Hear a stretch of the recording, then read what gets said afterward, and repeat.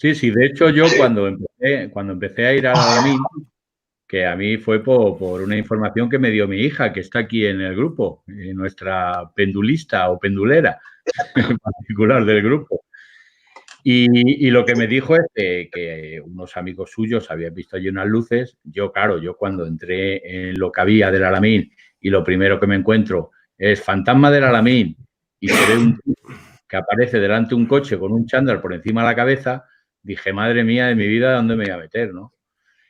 Claro, yo fui con todo el centrismo del mundo, pero claro, realmente, a ver, yo cogí, fuimos 4 personas, puse una grabadora en el matadero, lo que nosotros conocemos ahora con el matadero, y nos fuimos de allí y estuvo la grabadora pues como 20 minutos grabando. Y allí aparecieron lo que a mí en un principio me parecieron 3 parafonías, que ahora, con la experiencia ya, yo diría que son pareidolias auditivas. Pero bueno, esas 3 parafonías que yo en aquel momento encontré es lo que me llevó a decir, oye, aquí hay fenomenología. Aparte de la sensación, en el Alamín la primera sensación que he notado casi todas las veces, solo hubo un día, una noche que no la noté. Es una cierta presión en el pecho que dices, bueno, estás en un sitio que a ver, hay algo. Sí, además que según entras, te notas el bofetón, como digo yo, ¿no? La presión aquella ¿verdad? Además que no es lo mismo ir de día que ir de noche. Yo recuerdo de día como muy bonito, todo es muy tranquilo, pero luego vas de noche y es que cambia, es como, ¿sabes? Es totalmente lo contrario. Sí, yo creo que se gana, con todos mis respetos, el respeto a todo visitante. Cuando cae la noche, ya es de otra manera. Ya Sí. los paseos que has dado por el día, esa exploración que has realizado, cuando llega ya la noche, es que se gana el respeto. Porque Sí. ya solamente el entrar con el coche, por ejemplo, cuando llegas por la noche en invierno y mirar vivienda tras vivienda, izquierda a derecha, y ese ambiente, ese silencio, contamos con que no haya nadie, ¿vale? Pero me da mucha rabia. Para mí es un enclave que me da mucha rabia porque, a ver, nosotros a doña Pilar la hicimos una entrevista hace unos años. Tuve el gusto de que gracias por una tercera persona, pues nos presentaron y esta señora doña Pilar, pues pudo concedernos una entrevista, que es una señora que su padre ella estuvo más de 3 décadas residiendo allí en el Alamín y su padre era el jefe de mantenimiento, o sea, que tenía las llaves de todo el poblado. Ella insistió, hizo mucho hincapié en que no digamos pueblo, poblado, es un poblado. Entonces, esta señora, pues, hacer una idea de que a mí me apasionó hacerle esa entrevista. Tenemos en el canal de Misterios Dagian, un abrazo desde aquí a mis amigos, en el canal tenemos lo que es esa entrevista que la realizamos a Pilar y nada, se basa en que haceros la idea de entrar a la iglesia y llevar ya tranquilamente 8 años en ese enclave y decir con ella allí en primera persona, mira, cuando entras, poneros en situación en la que habéis estado, a la izquierda y a la derecha, todo lleno de bancos, filas de bancos, enfrente del altar, como sabemos, pero el hueco que tenemos a la izquierda es el confesionario. Cuando os fijéis y entréis, a la izquierda tenemos el confesionario. Y las cadenitas que tenemos arriba, en la parte superior, en los laterales, quiere decir que es que estaban encajadas así las cadenas y en el medio un Cristo que estaba inclinado así mirándote. Entonces, son detalles que, bueno, lo tengo en el libro de Respuestas del Más Allá mejor detallado, pero son detalles que cuando tú estás allí y esta señora te dice que viendo la iglesia, a la izquierda tenemos la escuela, ¿no? El colegio, y a la derecha tenemos esta edificación grande y entre media la placita. Pues esa edificación grande, creo que sabéis que mucha gente pues, ha afirmado que es el ayuntamiento. Pues hablando con esta señora, no es que yo diga que tengo el don de la razón, sino que es una señora que ha estado más de 3 décadas allí. Eso era un convento de monjas. Residían allí 6 monjas y de esas 6 monjas también había una sala de curas y una estancia que era un estilo lo que es guardería. Cuando fijéis y veáis los cuadraditos pequeños verdosos, eso era la sala de curas, chiquitita, pero era una sala. Luego, perdona. Entonces, digamos, donde residían las monjas, que nosotros siempre lo hemos tenido, lo que hay justo enfrente de la iglesia, resulta que no, que es lo que nosotros denominamos el ayuntamiento. Ese era pues mira, con todos mis respetos, os incluyo en el mismo saco. No es el ayuntamiento, es un convento, ¿perdona? Digo que era un convento. Sí. Era el convento de monjas. Y ese convento de monjas, allí residían 6 monjas. Y en esas 6 monjas, cuando fijéis nada más entrar en la parte derecha, veréis que hay una salita con esos azulejos verdes pequeños que os he explicado anteriormente, 30 por 30 o 20 por 20. Y eso era la sala de la estancia de la sala de curas. Y luego también tenían una estancia, lo que era tipo guardería, como decía esta señora. Y detrás del convento de monjas tenemos un patio interior, que esta señora jugaba mucho ahí con las monjas. Y luego detrás, si bajáis un poquito el sendero, hay una piscina que está ya tapada, le queda 1 metro como muchísimo, pero todo está lleno de tierra ya. Y ahí, si os fijáis, bajando hay unos arbolitos y ahí hay una piscina muy grande. Pues está la piscina y lo que es una caseta reventada que es escombro y ahí era donde se cambiaban. Y ahí os fijaréis también que hay un socavón hacia abajo. Más detalles, cuando estás en el convento, subiendo a la planta superior, si tú entras y subes las escaleritas, si te vas de frente justamente, creo recordar que era un baño o algo así, vas a ver el cerro que hay detrás, ¿vale? ¿En ese cerro habéis visto alguna vez lo que es una especie de mansión, palacete? Sí.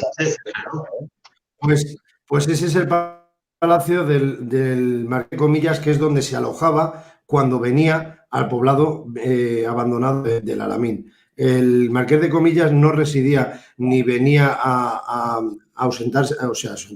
descansar en el poblado del Alamín. Él residía allí, donde os estoy diciendo que estará 1 kilómetro, 2 kilómetros, se ve en el fondo del monte, un palacete blanco, allí es donde iba a descansar el Marqués de Comillas. ¿Vale? Porque una cosa es investigar bueno, se me ha ocurrido que he visto un sitio por internet que voy para allá y me encuentro un montón de cosas, pero vas a ver si son pareidolias auditivas o incluso fotos en las que salen supuestos orbes, ¿no? Bueno, supuestos no son orbes, ¿no? Pero ¿de qué es otra historia?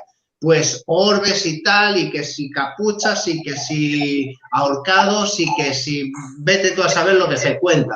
Entonces, lo mejor es como ha hecho gente como David, que es investigar el sitio históricamente con todo y luego ya contrastar con lo que ha dado sus resultados.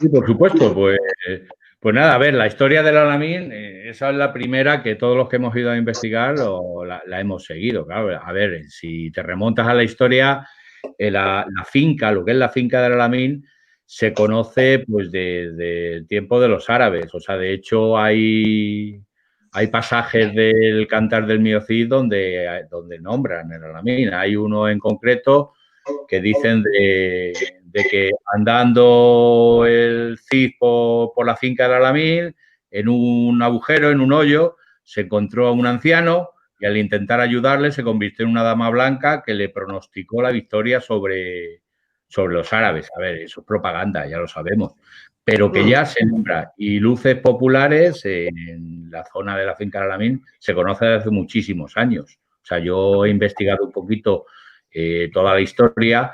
Se sabe también, por lo menos a mí me lo han comentado y creo que es cierto que en tiempo de la peste aquí en España, más o menos por el siglo XI, creo que fue, se hicieron una fosa común con las cenizas y se enterraron justo donde está ahora mismo la fuente de la iglesia. De hecho, esa fuente es conmemorativa.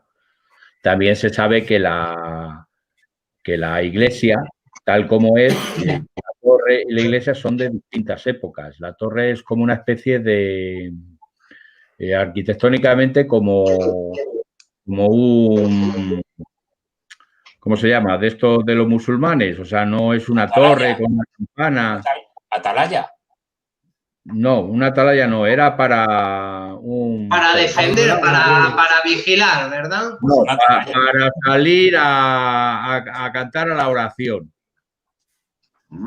Mezquita. No mezquita, era como, si tengo la palabra en la puta la boca y me saldrá en el largo de la noche. La construcción de la torre es distinta a la arquitectura que hay en la iglesia. La iglesia, a mí me comentó un buen amigo que entiende de esto, me dijo que era, o sea, era del estilo gótico, pero claro, gótico moderno. O sea, querían haberlo recreado en el estilo gótico. Y es completamente distinta a lo que es. Neoclásico puede ser, a lo mejor. Neoclásico. Sí, bueno, neoclásico, pero claro, la iglesia se construyó cuando se creó el pueblo, que fue en el 1954. ¿Entiendes? Lo que pasa es que la torre, la fuente, que la fuente está reformada, ya estaba de antes. Y la finca de Alamín, pues a ver, es una, digamos, una finca que creó el Marqués de Comillas para los trabajadores que tenían allí, tanto en mineralogía como en las huertas o lo que tuviera. Agricultura. De agricultura. Que ahora ya, claro, el Marqués dejó todos esos negocios y digamos que la gente se quedó allí viviendo durante un tiempo, justo hasta el 96, que creo que ese fue el último. Y el pueblo fue creciendo no por nada paranormal, no porque hubiera habido una guerra allí entre los vecinos que se habían matado y se habían tirado los cadáveres al pozo, que por cierto, ¿te acuerdas que lo encontramos, Jorge? Sí, o sea, fue simplemente pues porque, a ver, la comunicación, en un principio había un autobús que llevaba a los niños más adolescentes al instituto, a Villa del Prado, pero todo eso pues no era rentable, entonces el pueblo se fue apagando. Nosotros, lo que yo creo personalmente y parte de mi grupo, que el Alamín tiene, digamos, la fenomenología que tiene viene de mucho antes del pueblo. En el pueblo nosotros hemos rebuscado y no hay acontecimientos extraños. O sea, es un sitio, como dirían las sensitivas, una puerta. Como una puerta que arranca el hielo más allá. Bueno, yo tengo mi propia idea que luego, si queréis, os la comento. Es un poquito más diferente a lo que creemos, pero yo es que, a ver, yo he hablado con gente que también ha estado, incluso un compañero mío, por casualidad de la vida, ¿no?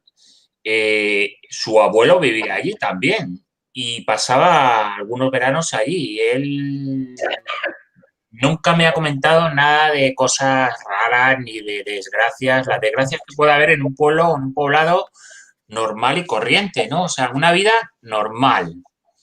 Y ahí no se oía ni de mujeres ahorcadas, ni de niños decapitados, ni leche de estas. Una vida normal. Lo que sí que es verdad, pues es lo que hemos hablado. Yo, por ejemplo, antes no he hablado de la introducción, pero yo me bauticé en investigación en el Alamín. Y yo me bauticé en plan de que a mí me gustan mucho estos temas, pero nunca había tenido manifestaciones, digamos, en primera persona como las he tenido aquí. Y llevaba muchos años pues haciendo mis cositas y tal. Y la verdad es que el primer día triunfé.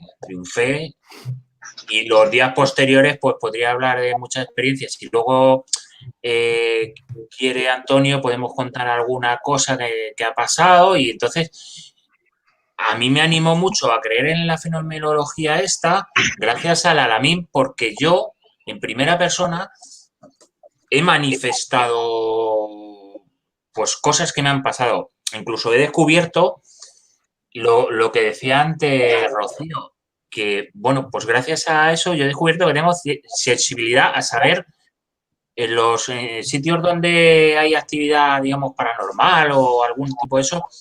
Yo no oigo ni veo nada, pero yo siento, yo soy muy sensitivo, ¿no?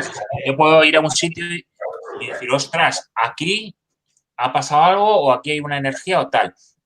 Y entonces yo empecé a manifestarlo ahí en el Alamín, precisamente en la casa del matadero, que es terrible, y en la casa de Chelo, que manifestaba, la casa de Chelo que nosotros llamamos la casa del bebé, que manifestaba unas sensaciones totalmente diferentes a la otra casa. Entonces dices, ostras.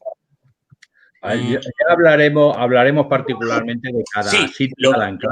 A lo que voy es que yo tengo, a ver, dos ideas de lo que legalmente puede pasar o haya estado pasando en este pueblo. Un pueblo de una vida, un poblado de una vida normal y corriente, como otro cualquiera de actividad profesional que hay en España. A ver, si un grupo, si fuera exagerado, un grupo de investigación y hubiese dicho cosas, pero hay muchos grupos que muchos han investigado y han sacado cosas mejores y peores, pero todo el mundo se ha llevado siempre algo. Sin embargo, en otros enclaves hay gente que no ha sacado nada y en otros sitios sí. Y jolín. Bueno, Juanca, la verdad que Alamín es un sitio donde nosotros siempre hemos conseguido una psicofonía. Siempre no. Nunca nos ha defraudado. Alamín nunca.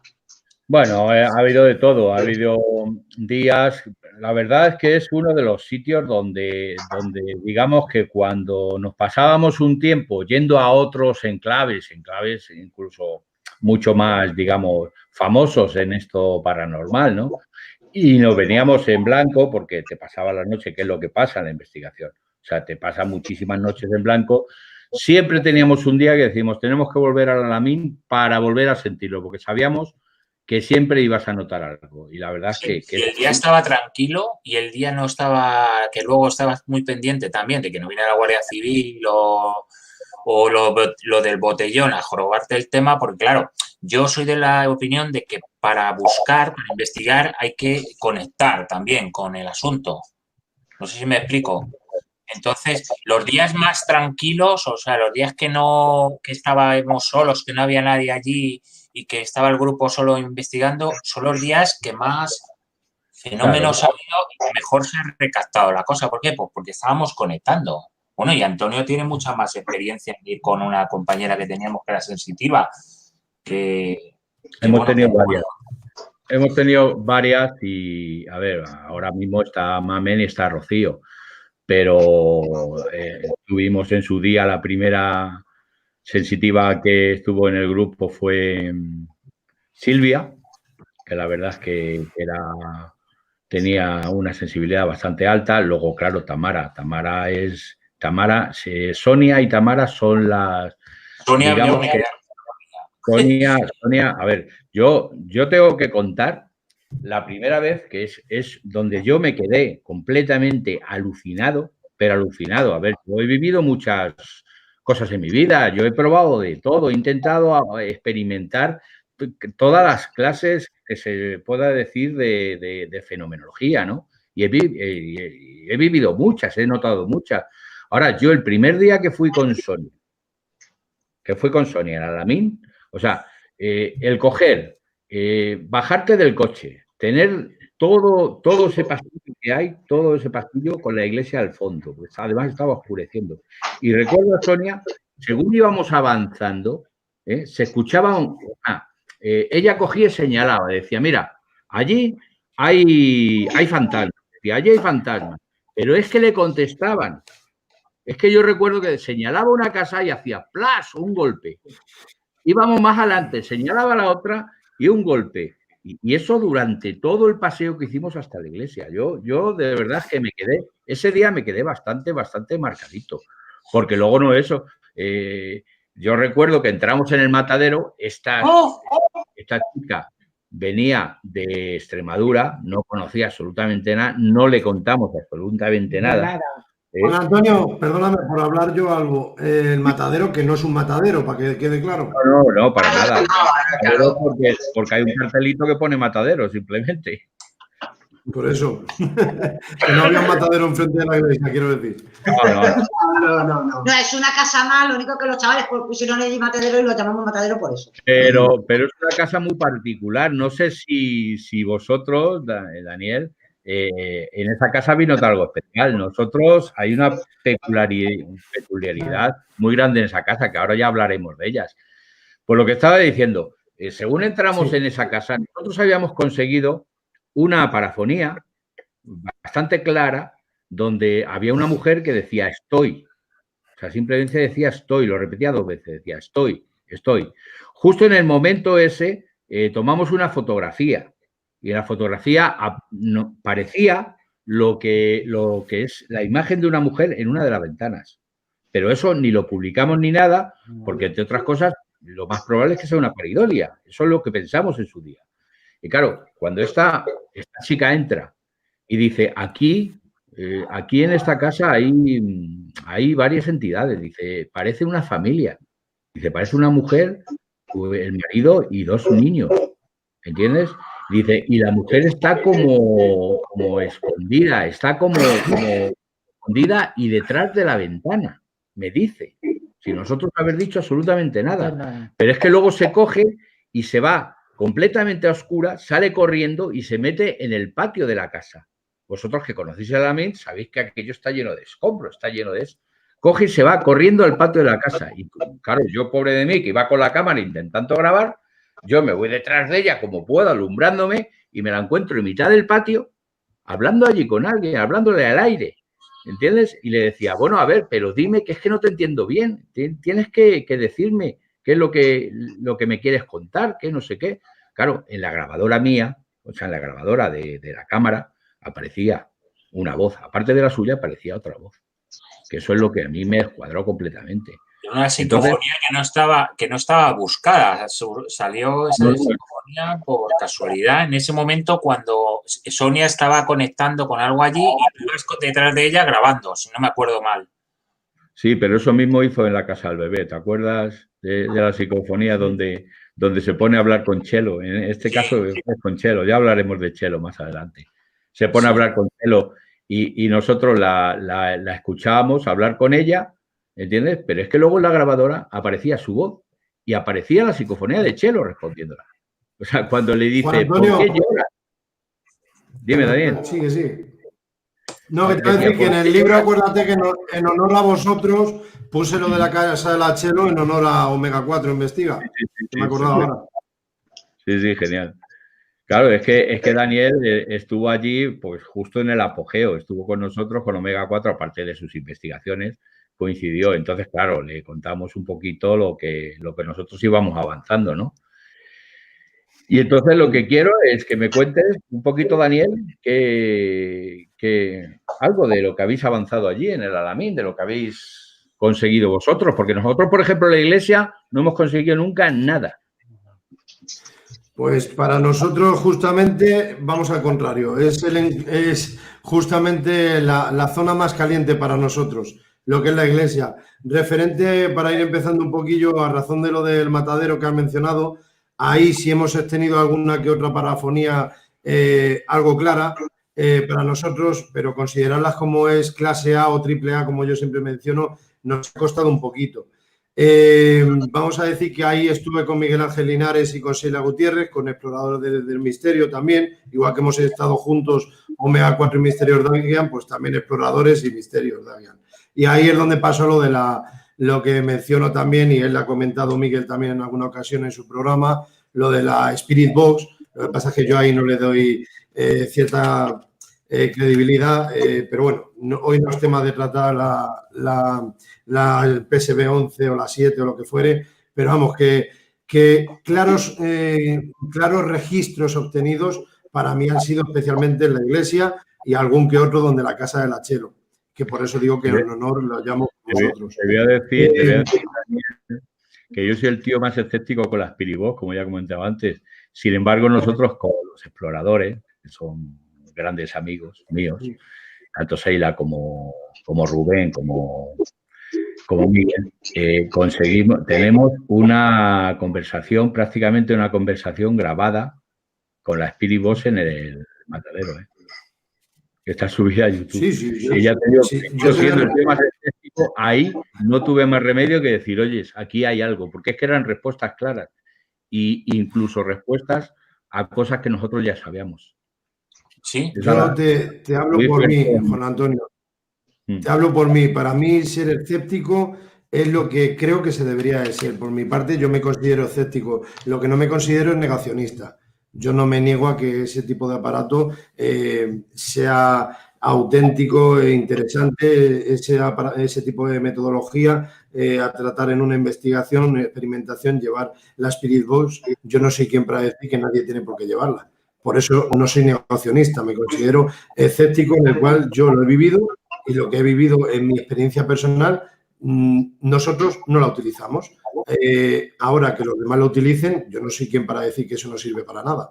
Creo que se entienden mis palabras. Yo no soy negacionista. Todo. Y hay que renovar o morir, hay que utilizar todo tipo de aparatología y la que venga en un futuro. Y me parece muy bien que la utilicéis y la utilice quien quiera, por supuesto. Yo no me voy a meter con ningún compañero que respete el misterio y como yo me considero que lo respeto, lo que menos voy a hacer es meterme con un compañero. Cada uno tiene su tipo de metodología en una experimentación. De hecho, nosotros en nuestro grupo mezclamos un poquito los aparatos, como puede ser la Spirit Box, la Quinela hemos dejado de usarla porque la verdad es que da muchos falsos positivos. Hemos usado bastantes aparatos y utilizamos también un poco el péndulo, utilizamos las varillas que la lleva el compañero Luis y la verdad es que mezclando las dos formas de investigación nos está dando bastante buenos resultados. O sea, hay que ser un poco abierto de cara ya no solo a la pura investigación con aparatos técnicos, que de hecho, como sabes, investigación esto paranormal está mal dicho. Yo en eso coincido con nuestro amigo en común, Miguel.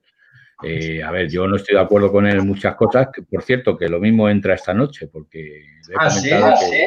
Sí, lo mismo entra Miguel esta noche. Y yo no estoy de acuerdo en muchas cosas. Sin embargo, oyes, en otras sí.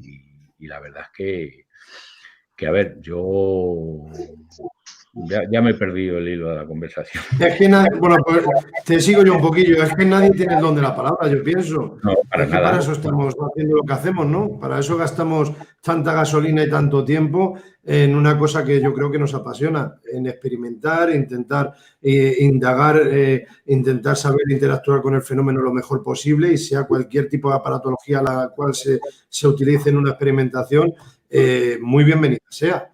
Aquí podemos hablar en primera persona la experiencia de cada uno y los gustos de cada uno, pero yo no soy quien para afirmar que esto no vale y punto. Creo que lo he dejado claro. Daniel, en la Casa del Matadero, si quieres, Antonio, ahora lo sacamos a colación porque cuando hemos hablado de la chica esta de antes, Sonia, la extremeña, la que era sensitiva, que yo fui una noche con Antonio, con ella y con una compañera de Sonia, fuimos los 4 al Alamín y nos metimos en la Casa del Matadero. Y entonces intentamos hacer una metodología que es la convocatoria, ¿no? Círculo energético y poner grabadoras y tal, que eso lo hace el grupo Omega de vez en cuando. Yo creo que se lo iréis haciendo. Sí.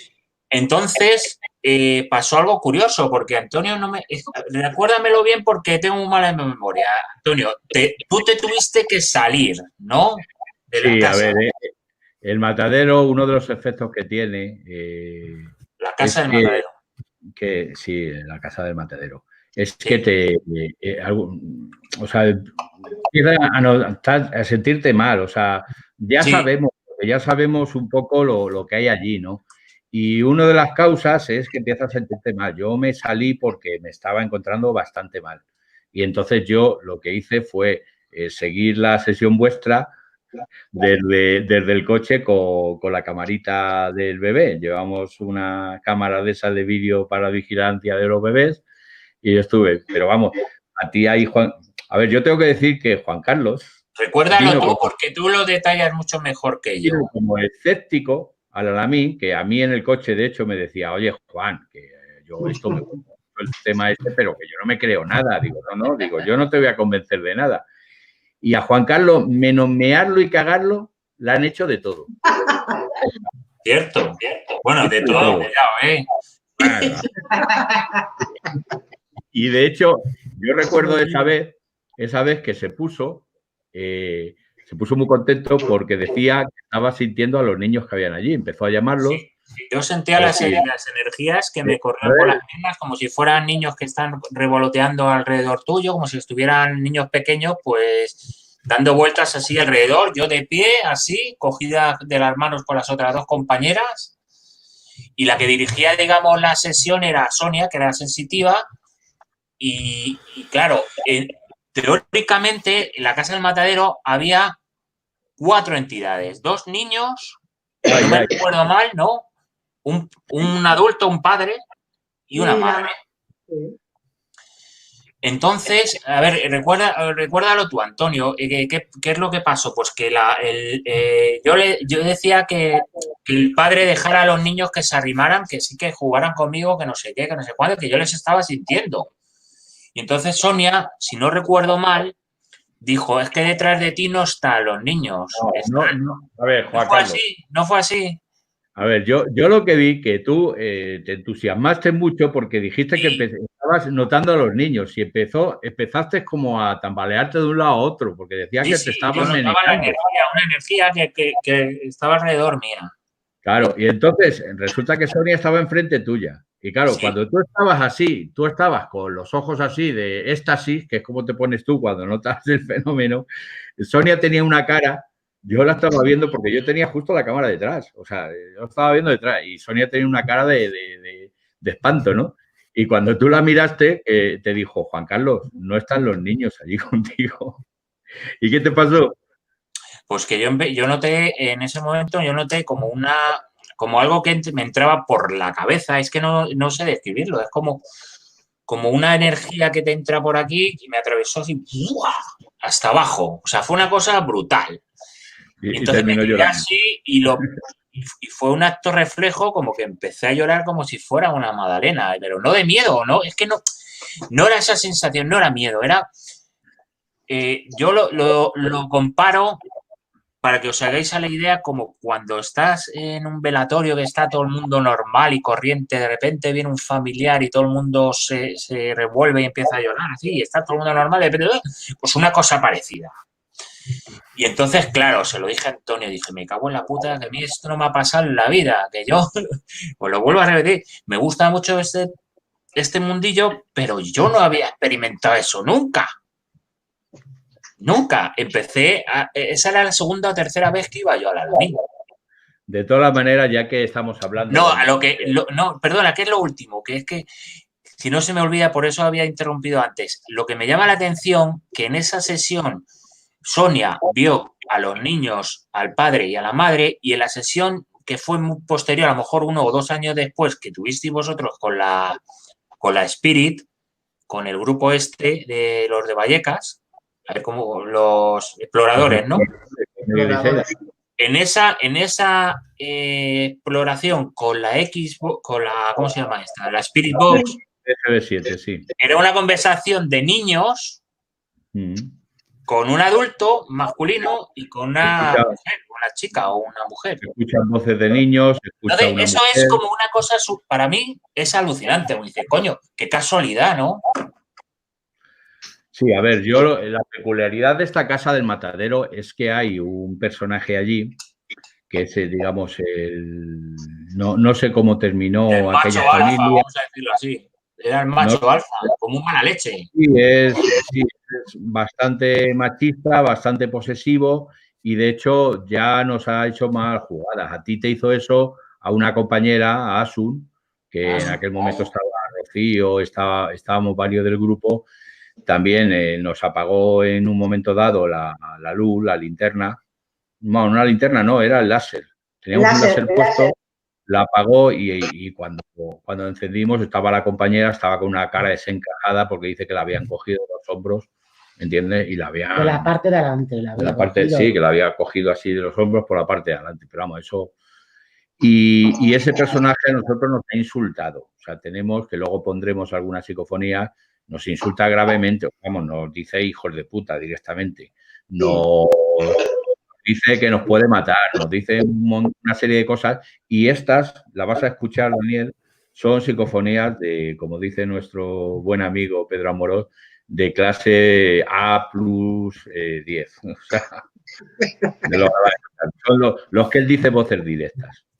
Pues, deseando escucharla. Sí, sí. El sitio ese. Además, ya os digo que la diferencia yo de las sensaciones que tenía de entrar en la casa de Chelo, del bebé, que le llamamos casa de Chelo, a las sensaciones de ahí es que son totalmente diferentes. Es una cosa. No, es que Chelo es muy desagradable. Sí, ahora, no sé, ahora mal cuerpo.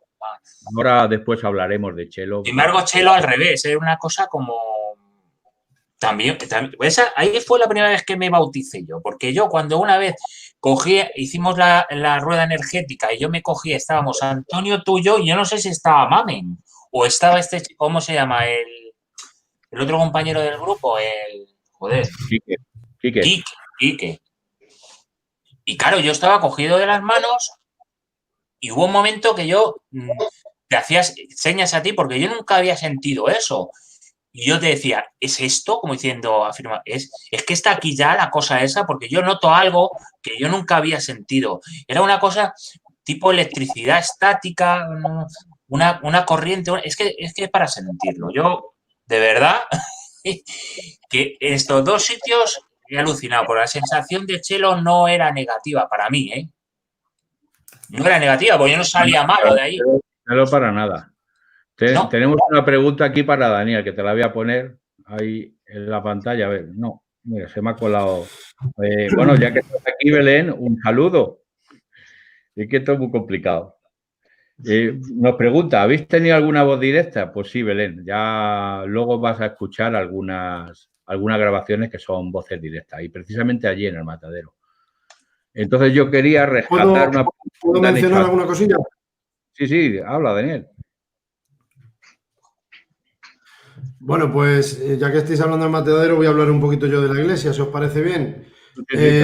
Allí en la iglesia, además de que estamos acostumbrados a ver en todo tipo de redes, todo tipo de grupos de investigación, la iglesia, pues si os apetece ver la nuevecita a estrenar, la tenéis aquí, ¿vale? No sé si se ve. Sí. No, mira. ¿Veis los árboles? Sí. Está nueva. La conoció nuestro compañero Luis, la conoció con los bancos. Yo no he llegado a verla. Luis es que había llegado mucho antes, pero la conoció con los bancos, con todo. Yo no la he llegado a ver así. Mira, una pregunta, Daniel, para ti. Consulta para Daniel Barrios. ¿Qué puede decir sobre la captación del vídeo del niño fantasma? Bueno, eso es otra de las cosas que íbamos a hablar. Pues mi opinión personal es de que yo el primer par de años... la verdad, bueno, gracias por la pregunta, ya de paso. El primer par de años siempre he tenido muchas dudas de que pudiese ser a causa de que yo me cruzo por la videocámara, pero en honor a la verdad tengo y quiero y debo ser sincero, y mi opinión personal era que era yo con el cigarro, lo que dejaba de rastro el humo, pudiese ser confusión visual hacia la persona que veía el vídeo. Pero también, en honor a la verdad, es que han pasado ya más de 8 años y es que mucha gente me lo menciona, que es que lo ve claramente. O sea, yo no puedo decirte exactamente que veo la silueta de ese niño, pero porque siempre estoy obcecado en que es a causa del humo de mi tabaco, pero es que me lo han mencionado hasta familiares míos, de que sí, que lo ven al crío. Entonces, yo no voy a negárselo a ellos, por supuesto. Tienes aquí una persona que lo ha visto personalmente al niño. Bueno, se lo va. ¿Qué opina? La que ha preguntado, ahora le pregunto yo, ¿qué opina? Sí, tanto Mamen como yo hemos visto al niño. Sí. ¿Lo habéis visto? Sí, yo lo he visto. Estamos hablando... Además que lo he visto varias veces, no solamente una vez. Si me permitís, estamos hablando que esos matorrales es, si os ponéis en situación cuando estáis viendo la iglesia, esos matorrales es justamente en medio de la iglesia y de la escuela, del colegio que tenemos a la izquierda. Ahí es donde lo ves todo el mundo. Y si me permitís, os cuento alguna vivencia que hemos tenido allí, en la Igual que en el matadero vosotros decís que habéis vivido, pues os voy a comentar alguna vez hemos vivido nosotros. En dicha iglesia... Escucha, Daniel, para no irnos un poquito del tema que hemos dicho del niño, quiero que disculpadme un momento. Es la primera que vio al niño del grupo Omega 4, la primera. Y quiero que cuente un poquito. Yo la vi la primera vez en un espejo de un coche. La primera vez que lo vi. Yo estaba dentro de un coche y ellos haciendo la caza del matadero. Estaban ellos. Y yo estaba dentro de un coche con una persona. Estábamos los dos dentro y resulta de que salen ellos y yo notaba como si hubiera alguien alrededor.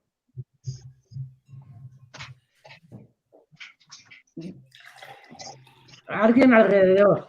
Y entonces resulta de que yo cogí y le digo a Antonio, digo, Cari, ponte a hacer una convocatoria detrás del coche. Sí, lo hicimos justo enfrente de la iglesia. Justo enfrente de la iglesia la hicimos. Justo enfrente de la iglesia. Justamente donde supuestamente después lo he visto esconderse al niño. Que es donde está la rama. Para que tú te hagas una idea cómo estaba el coche, pegado a la iglesia. Bueno, pues yo ahí veo en el espejo del medio como si alguien hubiera desnudo, que creía que era mi hija que estaba desnuda. Yo me vuelvo y al volver veo en el espejo del lado derecho a un niño por detrás de la espalda de mi hija, un poquito más bajo que ella, por supuesto mi hija no es muy alta, un poco más bajo que ella, y le veo completamente desnudo, con un pantalón blanco, descalzo, pelo, y ahí me chocó. Pero cuando volvimos la segunda vez, yo ya le vi. Además nos seguía siempre todo alrededor. Y ya la tercera vez fue cuando estaban ellos en el matadero y yo estaba fuera, sentada en un bordillo que hay justo una piedra, justo en la casa. Y entonces llamo a Luis, digo, Luis, ¿quieres ver al niño? Digo, está justamente donde hace la terminación de la rama de la iglesia. Digo, ¿quieres ver al niño? Está ahí. Yo lo vi perfectamente y hizo lo mismo. Se bajó hacia abajo y se escondió entre las ramas. Esto fue un detalle muy bueno. Sí, ahí es lo que comenta Luis, que vamos, Luis, lo que pasa es que es así. O sea, Luis es que es muy escéptico, ¿no? Sí, pero él llegó a ver una sombra. Pero Luis nos ha comentado varias veces que él llegó a ver una sombra que se escondía ahí, ¿no?